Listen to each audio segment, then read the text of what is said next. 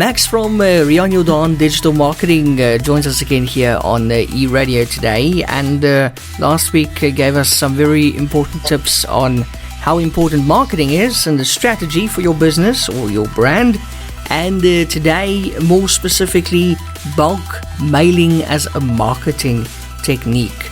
Max, hello and welcome. Are people still using bulk mailing? Hi Ian. Yes, I think all of us still get a million mails a day trying to sell something to us, some service or thing. Yes, it is still a very useful tool, can be still effective, but unfortunately it is how you use it that makes a lot of a big difference. So, Max, these businesses, they obviously collect email addresses as they go along, of current clients or even past clients. And then they build up a nice mailing list. And then eventually they end up sending emails about products to the people. How does it work exactly? Is that how it works? That's one way how it works. And the way that it's supposed to work is that if you make use of a service, say for instance, I go visit a very nice guest house and I check in and I sign the disclaimer and everything, I would like to know, maybe that guest house has specials sometime during the year, and I like to keep up to date with Danny Sunny that is running the guest house, and if she, is telling us about some kind of special. But unfortunately what's happened is a lot of international strategies has turned from very personal communication in terms of keeping your clients interactive and up to date to absolutely just bombarding you with a lot of everything that is available and for sale. So I refer to it as, the American technique is they very much, most of their courses and classes will tell you, you send out 3 to 10 emails a day, and even if just 1% of that clients react to it, then you get some business. The problem with that is that it doesn't consider the cultural differences. And for instance, for the South African market, it is not the best strategy because you can annoy people very easily. Yeah. If I get 3 mails a day offering me 3 products on some kind of platform that I did not ask for, I get so annoyed, I unsubscribe from everything, and if I see it comes from that company, it just immediately goes into my trash. So that can actually do more harm. Yeah. And that's very important to consider. What is the cultural behavior like for where you are targeting the strategy and how you're using it? Unfortunately, there's also a lot of bots out there, and just because your contact detail has to be on the internet, on social media, on advertising platforms, these bots just go and grab email addresses, and without having permission, these lists of millions of email addresses then get sold to companies that do this, follow the strategy of just, killing you with all the spam, and they just see if they get a 1% return, they see it as a win, not considering what they are doing to their brand, and they just looking at the bottom line. And that is obviously why the POPI Act has also come into play in South Africa. So in Europe, they're very good with with their privacy acts.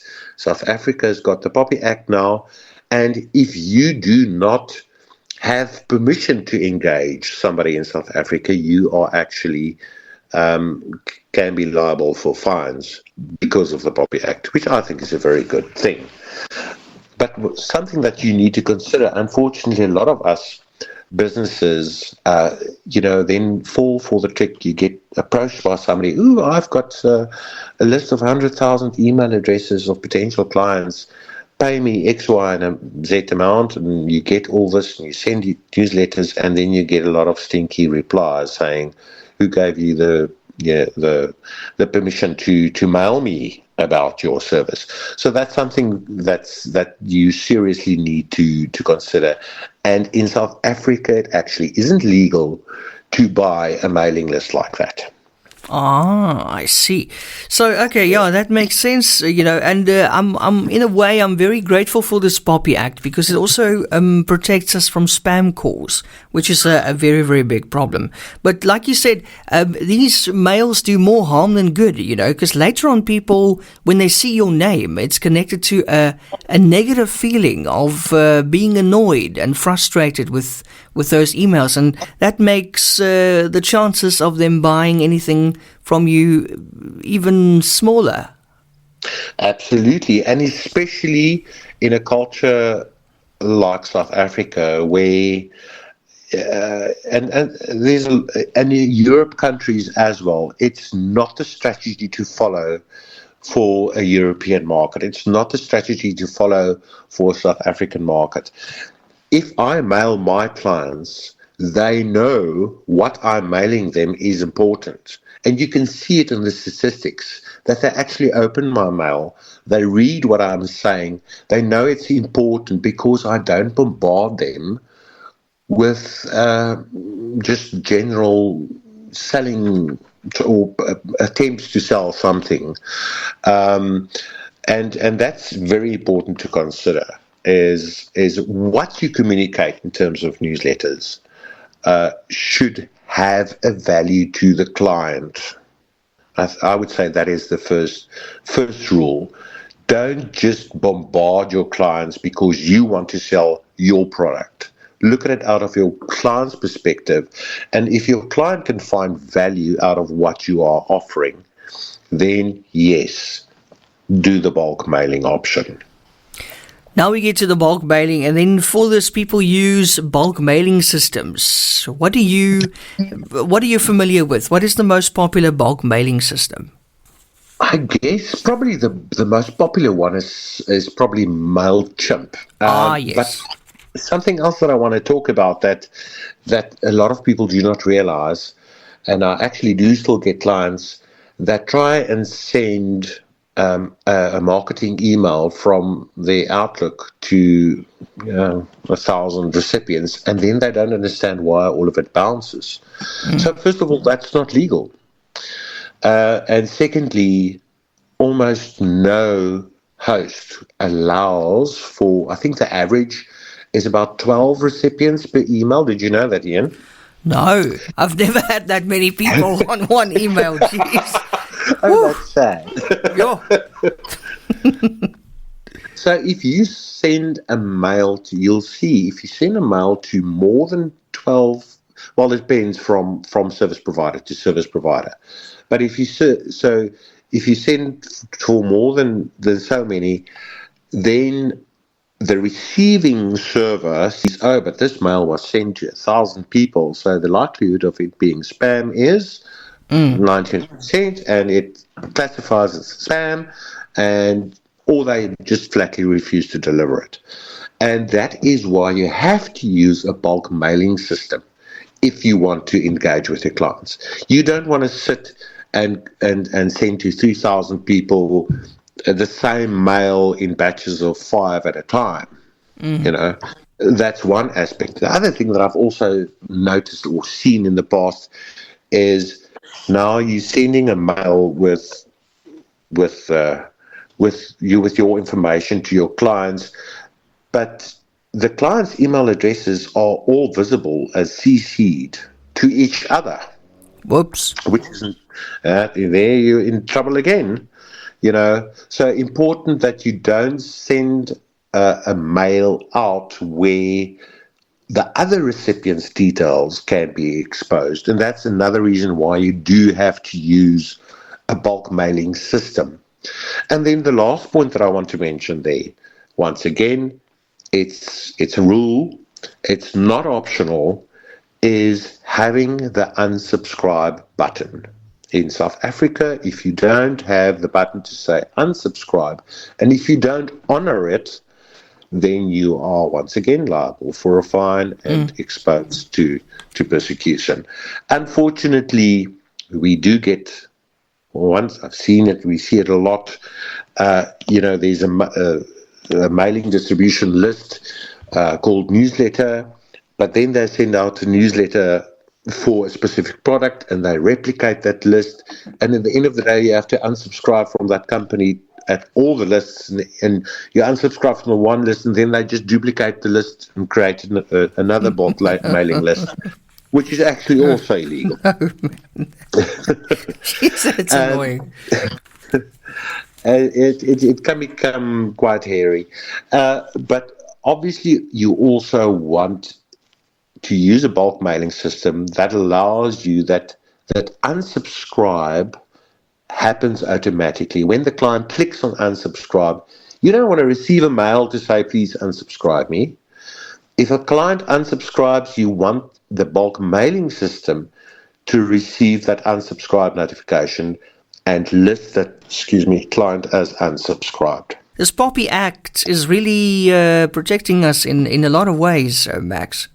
It has a lot of benefits. Unfortunately, a lot of people do not adhere to it. And, a lot of people still get away with, I don't know about you, but I get a lot of calls. I go into a security complex and then 2 weeks later I get calls about selling life insurance and I don't know what else, that I don't need just because they got hold of my number. Once again, this buying of information, buying emails and cell phone numbers. And if you ask them, listen, where did you get my number? They can never tell you. Yeah, and they make it so obvious because, you apply for something with a bank or whatever, and then next week you've got car insurance people calling you, you've got home loans people calling you, and all of a sudden, where do you all come from right now? And why now, all of a sudden? It's very suspicious. And then they make it so obvious that, hey, obviously the bank shared my details with these people because they think I would be interested in their car insurance or whatever. Yes. Not it's nice. Very, very sad. And at the end of the day, we've all got businesses to run. We've all got lives. And I've actually changed my number a couple of times already because you end up taking so many calls that is just marketing calls that you don't have time for anything else. And Truecaller, have you got Truecaller? I don't have Truecaller because Truecaller sometimes blocks clients that are legitimate clients, and just because they're calling from a VoIP number. I see. And I also get that a lot. When I try to contact some of my clients from my VoIP number, it just won't go through, and then I know they've got Truecaller installed. And they haven't saved my company number as a legitimate number. Then I have to call them from another cell phone number in order to get through to them. So that's the reason I don't use Truecaller. Okay, I didn't know. So Truecaller is actually quite strict. Yes, and it's not always as accurate as you would want it to be. Sometimes it picks you up as a spam call just because, like I say, it's a VoIP number.